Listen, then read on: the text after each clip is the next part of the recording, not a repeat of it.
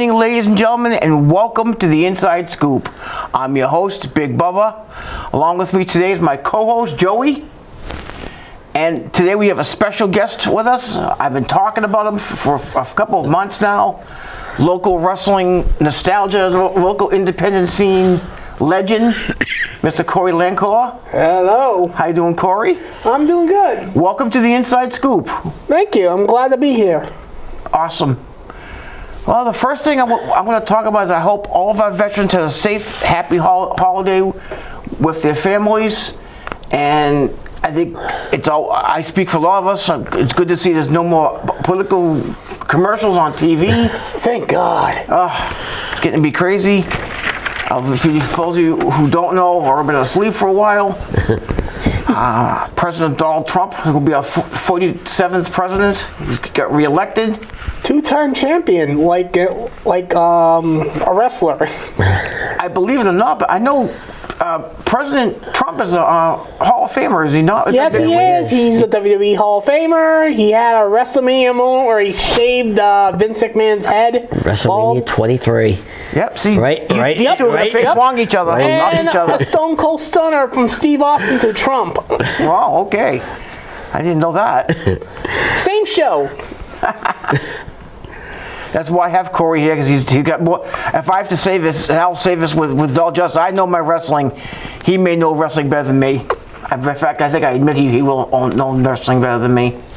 Well, we start a show off, Corey, usually the same way. We're going to go quickly into wrestling's birthdays, and you won't believe some of these birthdays and how old some of these people are that we know. Wait till you hear the third and fourth one when I get to it. First one is former WWE diva Christy Hemme. Christy Hemme. Oh, yeah. She was also an announcer for WCW and TNA. And TNA also at one point. Yes. Her birthday is October 28th. She's 44. Wow. I can't believe she's 44 already. Some women can age like fine wine. Next is managing legend in the Hall of Fame. We went in the Hall of Fame 20 years ago. Bobby the Brain Heenan. Yes. Otherwise known as the Weasel. I miss him. One of the best Hall of Fame entrance speeches ever was Bobby Heenan. Oh, yeah. I watch it myself frequently. It makes me crack up and laugh. Unbelievable. I'm glad they were able to do the things they did before he got worse. Because he wasn't able to speak later. I know he had throat cancer. Yes, he did. And, yeah. His birthday was November 1st. The next one is this man was the ring announcer for the WCW main events. Michael Buffer. Michael Buffer. Let's get ready to rumble. November 2nd, 80 years old. Michael Buffer is 80? Yeah. I remember when he made cameos for I think when WWE did shows in Vegas a few times. Where he did, when he went to Madison Square Garden once too for one of the main events for the wrestling pay-per-views. Oh yeah. Back in the day, I think in the 80s, he did some announcing for him. A former member of the Heenan family, Ken Patera. Oh. Ken Patera, yes, I saw it on Facebook. As I mentioned every show, my good friend Vic Solagasta's wrestling forum mentioned that. I had the pleasure when I was a kid, back when I was 14 or 15 years old, to meet Ken Patera. Actually, I was 17. Former Olympian. Yes. Very soft-spoken in person. Very big man. Very nice to me, but again, I'm going back a while, since 40 years ago when I spoke to him. He looks good, though. I see him on the internet. How old's Ken? His birthday was November 6th, 81. He's 81. Wow. Hanging in there. Another former member of the Heenan family, King Kong Bundy. King Kong Bundy, yeah, another one that was mentioned by Vic Solagasta and put on Facebook. I also have met King Kong Bundy years ago in Braintree for Pilgrim Wrestling at Braintree High School. Very, very nice man. He let me give him a headlock. That man's head was gigantic. Not big, but very nice guy in person. He was a huge man. A lot of people didn't know he was a local guy from Malden, Mass. That's where he lived. That explains why when I was watching the independent scenes back in the 2000s or something on the Access Television, I would spot. They all say, "Oh, it's King Kong Bundy in the match," and I didn't realize he was a local, Massachusetts. Yep. His birthday was November 7th. Former member of the Nexus, Darren Young. Okay, I remember Darren Young. He's I forget what he calls himself now, but he wrestles for New Japan now. Okay, I did not know that. He's in a tag team. I recently watched it. He was recently wrestling in Laurel, Massachusetts. Oh, okay. With Team and Tom Lawler battled against the West Coast Wrecking Crew in a 3 stages of hell match, practically. Okay. So he still wrestles. November 2nd, 41. Wow, can't believe the kid's 41. Yep, and he's still no days off. Next is the SmackDown GM, Nick Aldis. November 6th, 38. Nice. He looks great for 38. Magnus himself. I'm hoping he actually beats someone up eventually. I've heard rumors of it. It's been reading on my telephone, on my phone, to talk about him having a feud with somebody, actually a wrestling match with somebody. I'm hoping it'd probably be with Adam Pearce, personally. Adam's a little beyond his age, too. He's going to be a few years older than him. I know he is. Yeah. Both former NWA champions. November 6th, 38. Next one is Y2J, Chris Jericho. So like you have your list there. We have our list. He is the learning tree. One of the greater wrestlers of all time. Definitely a future Hall of Famer, without a doubt, for WWE. November 9th, same age as me. He just turned the same age as me, 54. Thanks, guys. Charlotte Flair's husband, Andrade. A good wrestler. El Idolo. November 3rd, 35. Guys, stop twirling. Former WCW commentator and is currently with AEW right now. He used to work for WWE also, Tony Schiavone. Oh, yeah. Love that guy. November 7th, 67. Yeah, they celebrated his birthday at the Collision taping right in Providence, Rhode Island, the AMP. Next is RKO's dad, Cowboy Bob Orton Jr. The Cowboy. Ace himself. The Ace. The original Ace. Not to be confused with Mike Montero. The guy associated with Piper.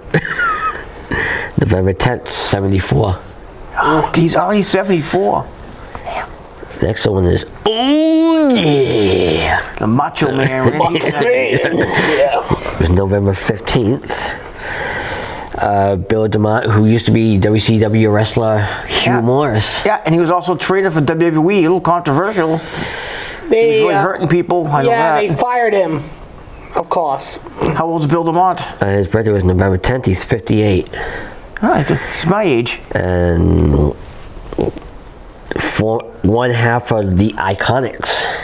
The Iconics. Iconics. Peyton Royce, November 10th, 32.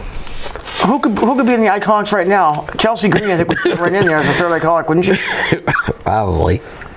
Yeah, I would think Chelsea Green would be the third member if that still existed. Well, we're going to get ready to go into deaths, but before we go into our celebrity deaths, I don't know if you know this. I'm sure you've seen it on Facebook, Corey.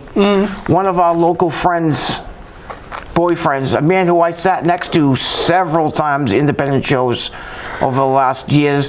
You've known his daughter since she was 3, right? Didn't Michaela start going to shows when she was 3 years old with Virginia? Oh, yeah.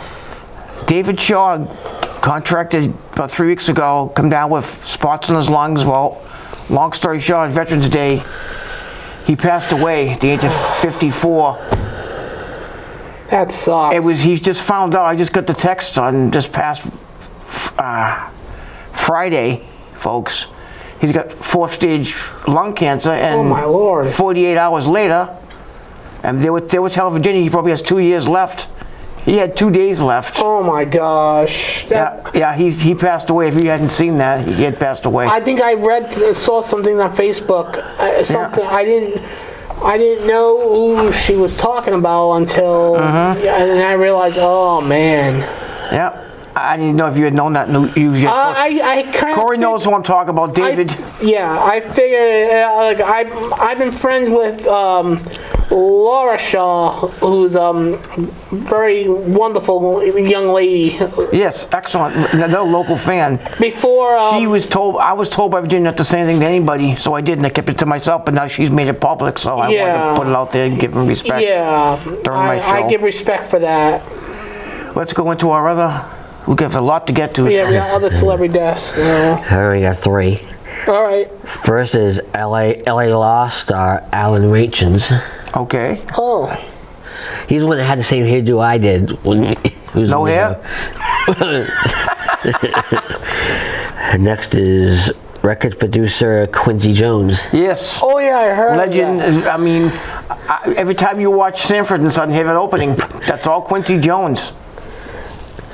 Didn't he help do like a lot of TV shows, a lot of movies. Great music sound videos. Guy. Yes. Yeah. One of the famous ones was We Are the World. Yep. Yeah, Michael Jackson. Yeah. He had a lot to do with Thriller, didn't he? Yes, Thriller. He's a legend. Yes. He was married to the Mod Squad star Peggy Lipton, who passed away a few years ago. Oh wow. I didn't know that. And last is the... Lashley? He works for AEW now. Bruh. No, I say it all the time. Every time it says Lashley, I say Lashley.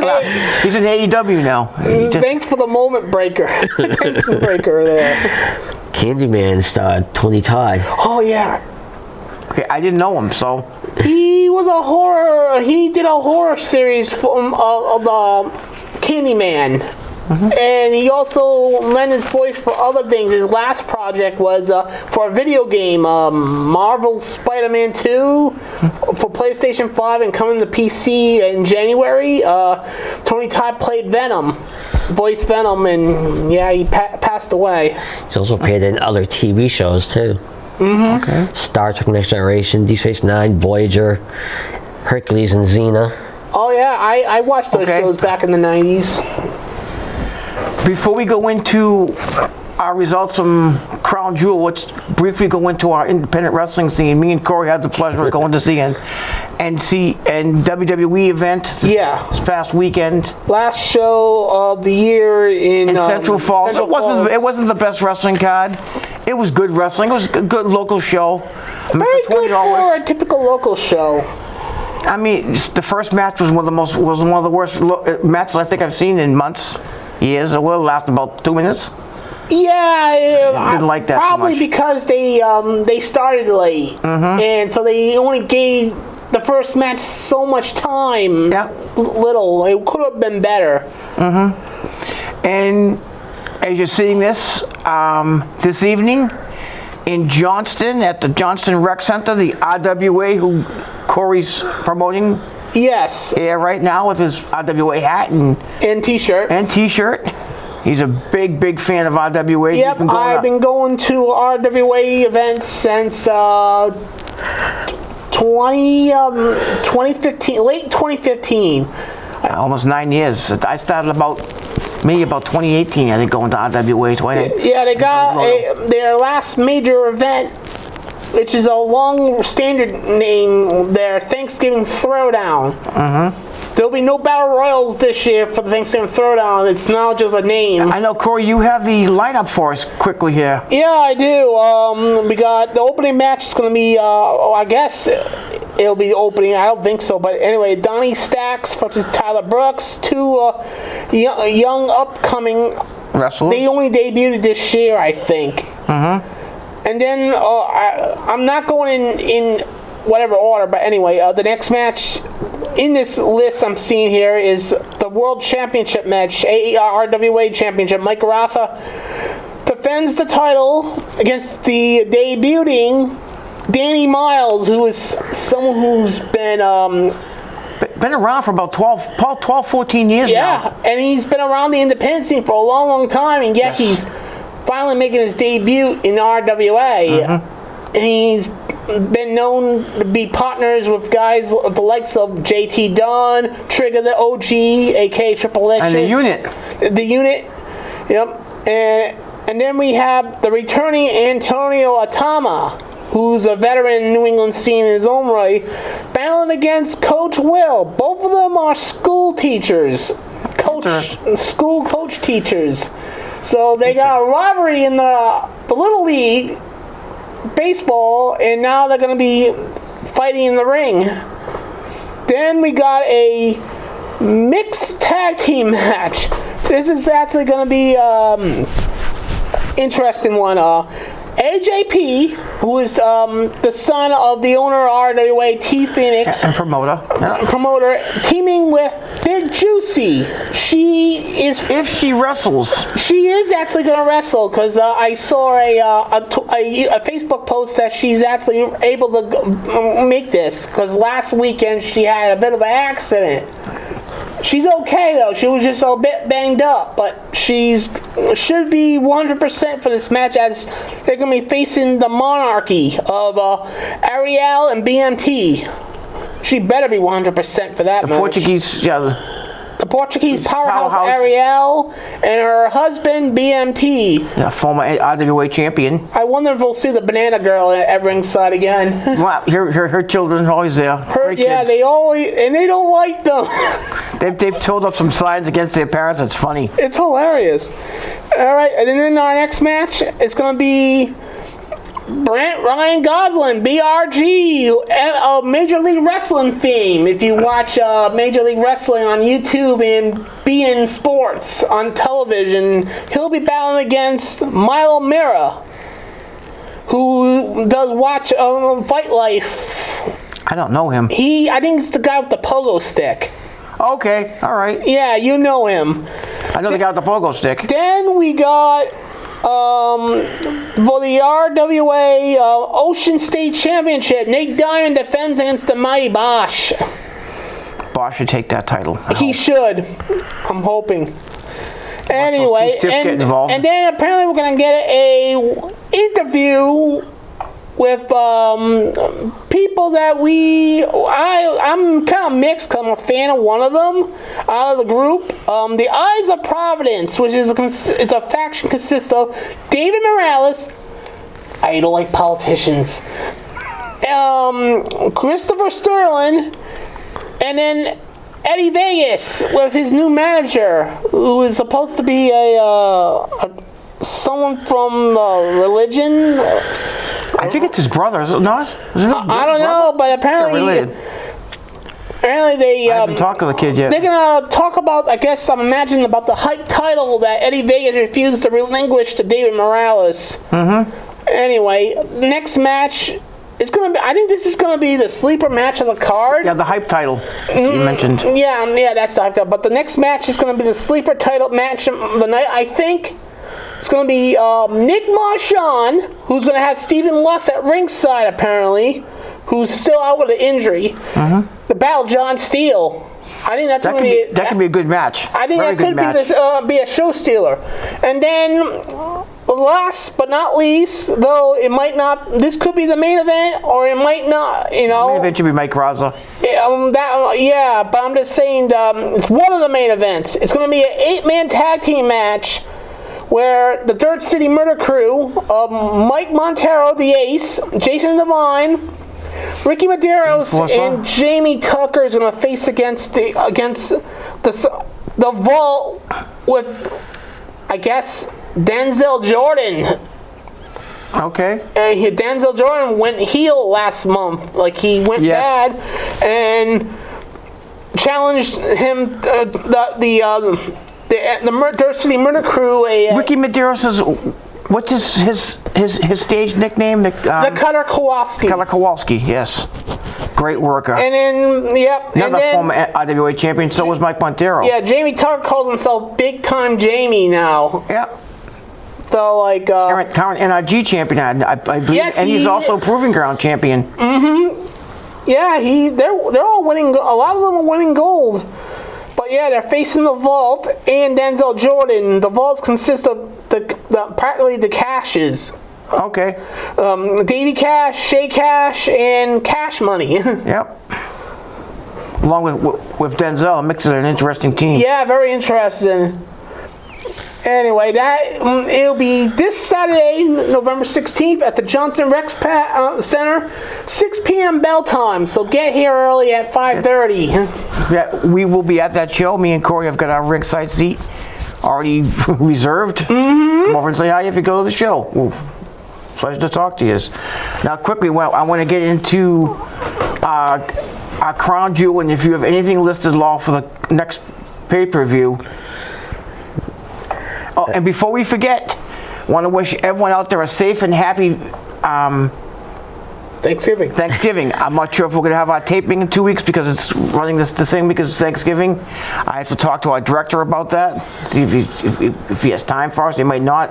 With all the different sporting events or what have you going on, we might have to miss a week. So, Joe, let's get to those results for the Crown Jewel. And first we got the men's Crown Jewel title. Gunther against Cody, and Cody won. I think that was an upset. That person and me. The way the match ended, it gave me that reminded me of some matches that finished from Bret Hart days. Because that was how. That was probably the best match of the night. Yeah, that was the match of the night. Cody won in a style of like countering the sleeper hold that Gunther was giving on, and made a pinfall because Gunther refused to let go of the sleeper hold. And the reference was made to WrestleMania 8 during that match too. Yep, Roddy Piper. Yeah. Okay. The way Cody pinned Gunther. Yep.